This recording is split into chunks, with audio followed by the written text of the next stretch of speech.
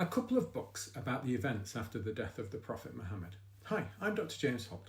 So I thought I'd launch into the realm of book talk to explore a couple of books that I've read recently. Both look at the events in the aftermath of the death of the Prophet Muhammad, and both suggest that they're balanced views of the events, trying to get at the truth, while providing voice to both Sunni and Shia interpretations.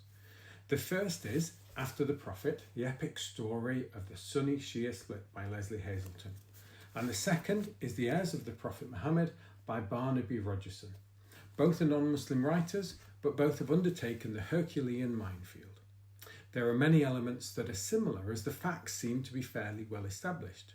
Both acknowledge the importance of understanding and reclaiming the importance of people such as Ali and Abu Bakr to both Sunni and Shia Muslims. It does, however, become evident that there seems to be the prioritising of specific approaches to the history. Consider, for example, in Rogerson's history, he narrates the Hadith of the Pond of Khums.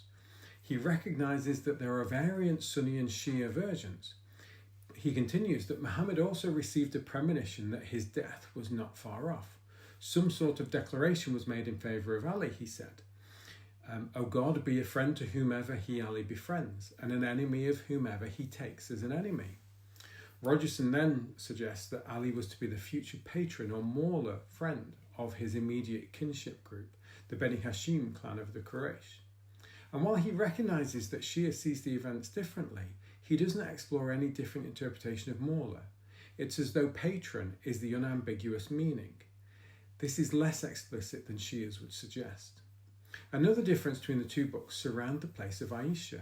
In Rogerson's book, she seems to be an inspiration and acting from the greatest of motives, whereas in Hazelton's work, she is painted in not the best light. This is important and shows the difference in Sunni and Shia interpretations. Just last week, I was in a conversation with a Muslim. We spoke about just these issues, and when speaking of the relationship between Ali and Aisha, he suggested that he didn't know, but scholars would be able to say what was correct. The problem is that it depends on the scholars that you consult. I thoroughly enjoyed reading both of these books, but they're not the unvarnished record that might be suggested. They worked well as I read one after the other, and thus the differences and the reasons for these differences were evident, and also very helpful as I sought to see them in a way that the events had been narrated. I guess that's the nature of both history and religion, the ability to see the different interpretations.